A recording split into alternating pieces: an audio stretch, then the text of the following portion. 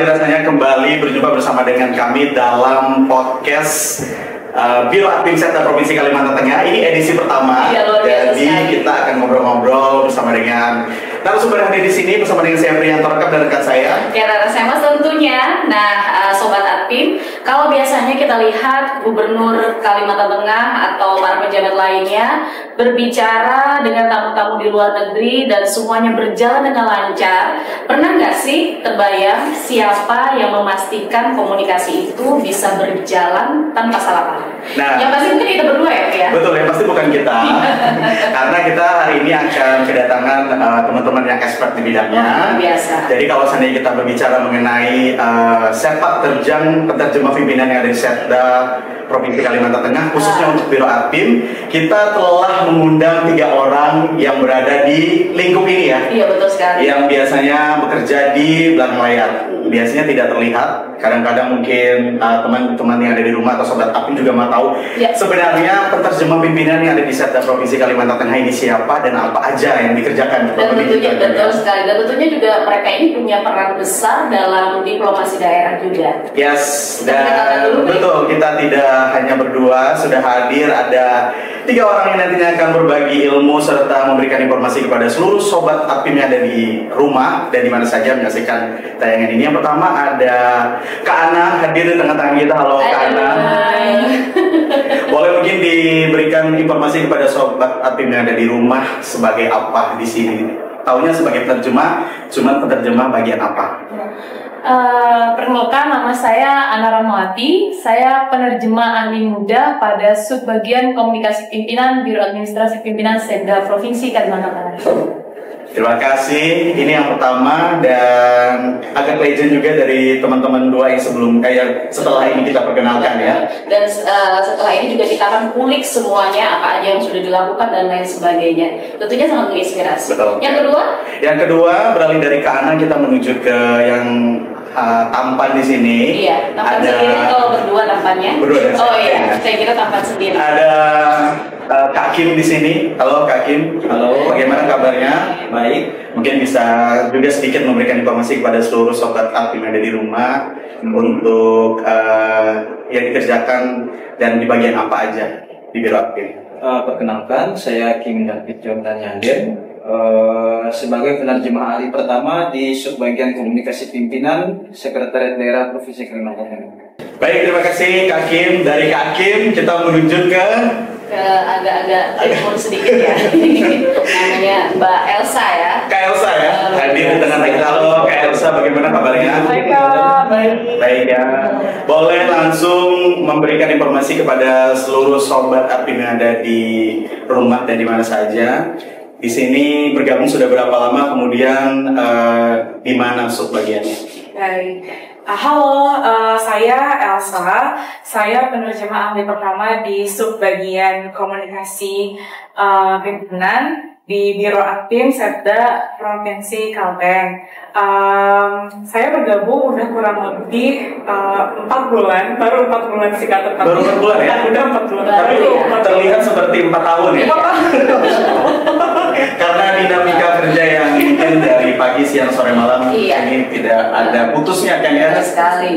Dan juga Pri, kalau kita berbicara tentang penerjemah ini sering sekali muncul di benak-benak kita itu yang gantiin bahasa Inggris jadi bahasa Indonesia ya, penerjemah ini. Hanya sekedar sebatas itu saja. Kita belum mengetahui apa saja job desk dari mereka-mereka ini. Kalau misalnya pengen kita kulik lagi. Betul. Kita mau tahu mungkin dari sudut pandang dan juga penjelasan dari Kak Kim dulu, sebenarnya yang dilakukan dari penerjemah pimpinan yang ada di Setda Provinsi Kalimantan Tengah khususnya Biro Admin itu apa? Mungkin teman-teman mau tahu. Kalau secara umum, penerjemah pimpinan itu bertugas mendampingi dan membantu pimpinan dalam komunikasi dengan delegasi asing, baik itu mau secara lisan maupun tulisan, jadi semacam perantara dalam bidang bahasa. Selain menerjemahkan bahasa, mungkin apakah juga kalian-kalian ini terlibat dalam urusan-urusan diplomasi atau penyusunan dokumen penting seperti itu untuk pimpinan? Iya, itu kayak saya.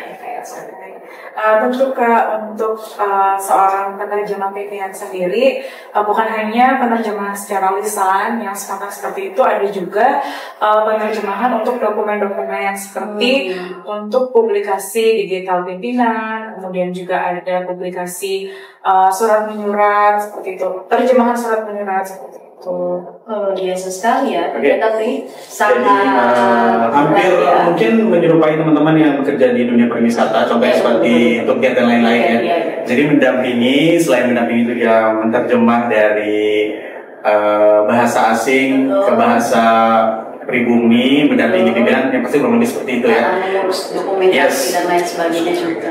Kalau kita mungkin berbicara mengenai hal-hal yang telah dilalui Ya. sepanjang beberapa bulan terakhir dan juga beberapa tahun terakhir, kita mau sedikit rileks dulu dengan ingin tahu apakah selama kalian menjalankan tugas, visi dan misi yang telah diberikan oleh pimpinan, pernah mengalami momen yang lucu nggak kira-kira kalau dari Kana? Lucu atau menegangkan mungkin ya? Lucu dan menegangkan, boleh di-share ke Takut, kita. sedih dan lain sebagainya nggak ada nih. Lucu dan menegangkan ya. Mungkin ini lucunya bagi saya karena berada di situasi yang ketika kita mendampingi pimpinan di situasi yang formal resmi, itu idealnya satu orang pimpinan didampingi oleh satu penerjemah. Nah, tapi seringkali kami penerjemah itu playing solo, jadi bermain sendiri. Oke. Kami menerjemahkan pimpinan kami, juga menerjemahkan lawan bicaranya. Nah, ketika kita berbicara dalam situasi itu, kita ada metode namanya code switching ya. Jadi beralih dari satu bahasa ke bahasa lain. Pernah suatu ketika yang saya hadapi target audiens saya, seharusnya saya bicara dalam bahasa Inggris karena saya menerjemahkan pimpinan saya gitu kan. Tapi karena saking bolak-baliknya ngomong sendiri, nah itu saya tanpa sadar saya bicara ke audiens orang asing tersebut bahasa Indonesia. Jadi dengan pedenya gitu saya ngomong bahasa Indonesia. Lalu saya mau gitu kan, orangnya bengong ngeliatin saya. Tertukar ya? Tertukar, harusnya saya ngomong dalam bahasa Inggris, ternyata malah saya ngomong bahasa Indonesia. Oke. Mungkin itu bagi saya lucu aja gitu. Sudah serius ngomong, ternyata malah salah bahasanya. Pernah nggak ketika melaksanakan tugas untuk mendampingi pimpinan untuk menerjemah bersama dengan tamu yang hadir pada saat itu, salah menerjemah pernah nggak sih ke anak? Salah itu pasti pernah terjadi Pasti ya. pernah ya? Cuman ingin tahu-tahu aja ya. Iya, salah. Cuman kalau tidak terlalu perlu untuk dikoreksi ya, artinya tidak menimbulkan kesalahpahaman yang jauh gitu, mungkin kita akan berhenti gitu. Cuman kalau harus diluruskan ya tetap harus diluruskan. Jadi harus peka ya sama situasi dan juga ekspresi kita juga harus nggak boleh datar ya karena ya. Iya, Kalau misalnya ngelihat apa gitu kayak gitu harus benar-benar semuanya diindikan. Karena kita kan berkomunikasi bukan hanya menerjemahkan. Beda dengan terjemahan tulis kan kita tidak perlu ekspresi. Tapi ketika menerjemahkan secara lisan itu kita juga menyampaikan pesan, bukan hanya menerjemahkan saja. Ken mungkin juga sobat Apim yang ada di rumah ingin tahu untuk klasifikasi tamu yang hadir ini kan bukan hanya dari satu negara saja, dari berbagai negara yang ada di penjuru dunia pasti ya, dari kedubes manapun. Ya. Bahasa yang ditetapkan hanya menerjemah untuk bahasa Inggris saja kah? Atau bahasa yang lain juga boleh atau seperti apa? Penasaran hal itu sih. Sebenarnya tamu asing yang datang tentu tidak hanya bahasa Inggris ya, cuman karena SDM kami juga terbatas karena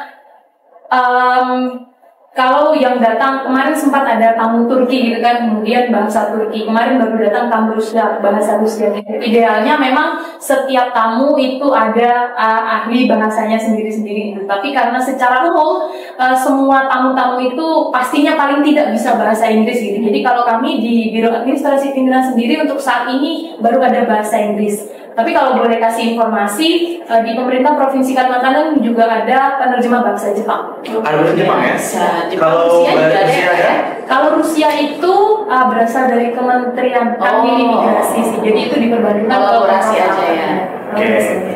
Ini ingin tahuan kita nih beranak nih ya. Kalau tadi bicara mengenai bahasa yang lain selain bahasa Inggris ya pastinya. Kalau seandainya mungkin tamu yang hadir tidak bisa menggunakan bahasa Inggris, bahasa yang mendunia, bagaimana cara teman-teman yang ada di sini menanggapi hal tersebut? Tentu karena komunikasi pimpinan ini sesuatu yang sangat penting ya. Kita nggak bisa asal bisa dikit kemudian kita dampingi, tentu kita tidak berani. Jadi ketika ada tamu yang memang benar-benar tidak bisa bahasa Inggris, maka kami akan mencari bantuan profesional dari mungkin penerjemah swasta. Oke, phone a friend pasti ya. Iya, phone a friend. Baik. Luar biasa. Berarti teman-teman yang ada di Biro Admin Serta Provinsi Kalimantan Tengah ini, khususnya penerjemah pimpinan ini, bukan hanya peka terhadap bahasa saja, melainkan gerak-gerik dan lainnya. Semuanya dipikirkan. Betul. Tentunya juga kalau salah-salah arti akan membuat Biro Admin Serta Provinsi Kalimantan Tengah ya. Ada pertanyaan cepat harus teman-teman jawab di sini. Ketika kami tanya, teman-teman boleh jawab dengan cepat dan tanpa memikir panjang. Untuk pertanyaan pertama, bahasa asing apa yang paling menantang untuk diterjemah Kim? Bahasa Jepang. Kenapa Jepang? Kebetulan tadi karena Kak Ana juga menyinggung soal penerjemah bahasa Jepang. Kalau sepengetahuan saya, bahasa Jepang itu salah satu yang paling unik bagi Kak Ken, karena dia dari satu aksara itu bisa ada beberapa interpretasi. Jadi banyak banget ya ininya ya. Iya. Artinya. Ya, jadi mungkin untuk saya sendiri juga mau mengembangkan kapasitas sendiri, tidak cuma di bidang bahasa Inggris, barangkali nanti sambil latihan bahasa Jepang. Tidak cukup Mungkin sampai nonton sini. anime mungkin ya, Iya, namanya juga udah Kim sih. Iya. Sama pas aja dengan jawabannya. Kalau Kim bahasa Kalau Kim bahasa asing apa? Bahasa asing Mongolia? mungkin nanti dipikirkan ya. Belum terpikirkan, belum bisa jawab spontan ini masalahnya. Dari Kak Kim kita menuju ke Siapa?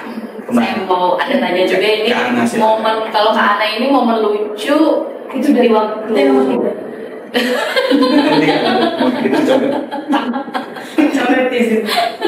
kan dulu ya Allah Mbak. Orang jawab panjang. karena ini dari saya. Lalu sama tanyakan. Ya. Udah, oke, mulai lagi. Oke, buat Kak Ana, satu kata yang menggambarkan profesi seorang penerjemah itu. Jembatan. Jalan.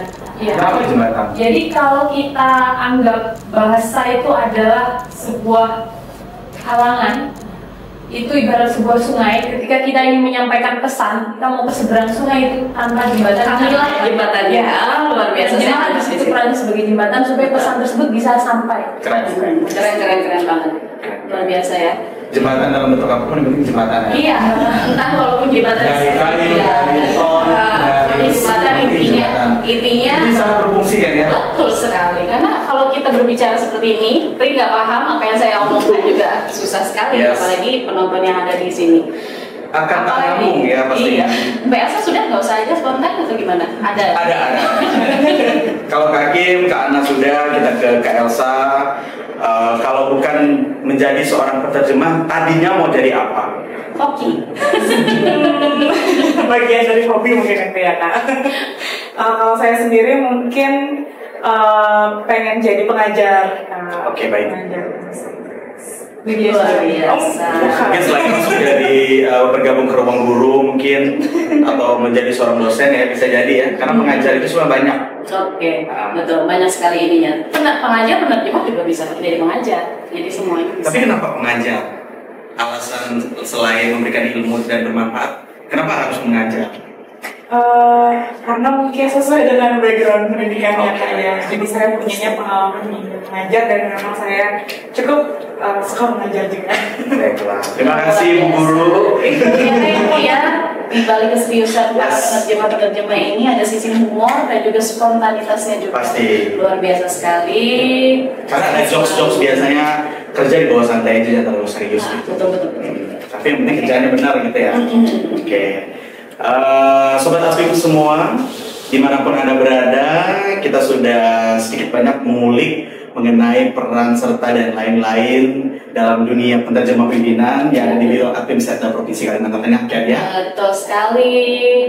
Makasih buat Kak Ana, Kak Kim, Kak Elsa, luar biasa. Semoga juga ini banyak sekali anak-anak muda nantinya di Kalimantan Tengah yang bisa terinspirasi ikut berperan penting di bidang penerjemah ini juga khususnya.